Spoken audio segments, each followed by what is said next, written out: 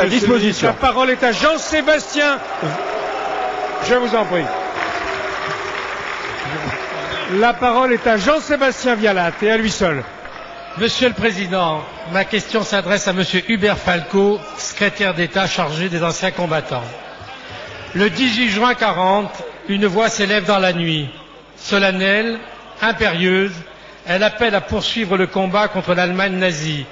Cette voix est celle du général de Gaulle qui, de Londres, invite ceux qui le peuvent à le suivre et à résister.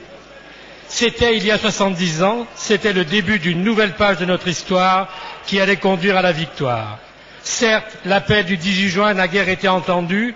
Un seul officier général s'est rallié à de Gaulle, l'amiral Muselier, et parmi 15 000 marins, alors en territoire britannique, quelques centaines seulement se sont engagés dans les forces françaises libres. Néanmoins, cet appel, comme ceux qui l'ont suivi, constitue bien le principal acte fondateur de la résistance française, dont les forces se sont progressivement affermies et que le général de Gaulle est parvenu à unifier sous son autorité avec l'aide de Jean Moulin. Cet anniversaire que nous commémorons avec éclat cette année n'est pas uniquement l'évocation d'un fait du passé. Il retentit encore aujourd'hui, nous appelant à résister à nos renoncements.